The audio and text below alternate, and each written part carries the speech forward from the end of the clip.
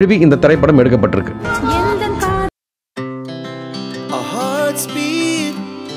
To the city streets, we began to feel the fire. We rise like tall buildings as the chemicals they take us higher. The night's young and it's just begun as she puts her hand in mine. We wanna chase the night, wanna dance to the light.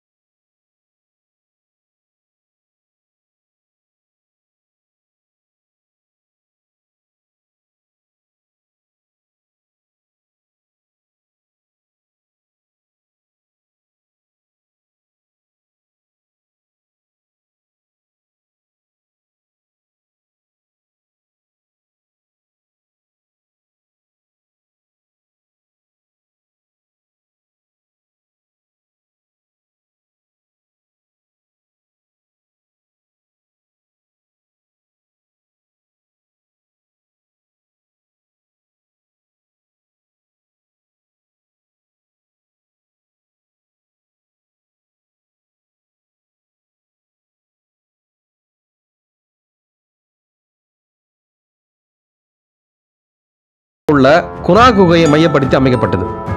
நடிகர் கமலஹாசனின் குணா படம் வெளிவந்த பிறகுதான் இந்த இடம் குணா குகை என்று அழைக்கப்பட்டது. Manjummel boys படத்துல இந்த படம் பற்றியும் இதில் இடம்பெற்ற கண்மணி அன்போட காதலன் பாடலும் மிக சிறப்பாக பயன்படுத்தப்பட்டு படம் பார்ப்பவர்களையும் புல்லறிய வைத்துள்ளது. ஆனால் இந்த குணா குகையை கண்டுபிடிக்க கமலஹாசன் பட்ட சிரமம் கொஞ்சம் நெஞ்சமல்ல. குணா படம் வெளியாவதற்கு முன்னால் கமலஹாசன் வார இதழ் ஒன்றுக்கு பேட்டி ஒன்று கொடுத்திருந்தாரு. அதில் நான் ரொம்ப நாளைக்கு பிறகு வித்தியாசமாக ஒரு காதல் கதை பண்ணியிருக்கேன். இந்த படத்துக்காக நானும் சந்தான பாரதியும் கொடைக்கானல் பகுதியில் படப்பிடிப்பு நடைபெறாத மக்கள் நடமாட்டம் இல்லாத இடங்களில் படமாக்க வேண்டும் என்பதை நோக்கமாக கொண்டு தேடினோம் அப்படின்னு சொன்னார். மேலும் கமல் என்ன சொன்னார்னா, கிட்டத்தட்ட இருவரும் 7 கிலோமீட்டர் வரை சென்று படப்பிடிப்பு நடத்த ஏதுவான இடங்களை தேடினோம். எதுவும் கிடைக்கவே இல்லை. திரும்பி போகலாம் என முடிவு செய்த நிலையில் இன்னும் 1 கிலோமீட்டர் போய் பார்க்கலாம் என நினைச்சு சென்ற போது தான் ஆச்சரியம் காத்திருந்தது. 8வது கிலோமீட்டரில் நாங்கள் தேடியபடி இடங்கள் இருந்தது. அந்த இடத்தில் தான் சர்ச்சு செட்டு போட்டோம். அதே போல ஷூட்டிங் நடத்த அந்த இடத்துக்கு செல்ல பாதை அமைச்சோம். இதுபோல படக்குழுவினர் அனைவரும் 700 அடி பள்ளத்தாக்கிற்கு கயிறில் தொங்கியபடி சென்றோம் என கமலஹாசன் தெரிவிச்சிருந்தார். மஞ்சுமல் பாய்ஸ் படம் மூலம் கமலின் குணா படம் பற்றி அறிந்த ரசிகர்கள் பலரும் அப்படத்தை OTT தளங்களில் பார்த்து வராங்க. மேலும் டெக்னாலஜி எதுவுமே இல்லாத அந்த காலத்திலேயே கமல் அப்படி ஒரு அசாத்திய சாதனையை குணா படத்தில் பண்ணியிருப்பார் என்பது குறிப்பிடத்தக்கது. மேலும் இது போன்ற பல்வேறு தகவல்களை அடுத்த காணொளியில் விரிவாக பார்க்கலாம். நன்றி.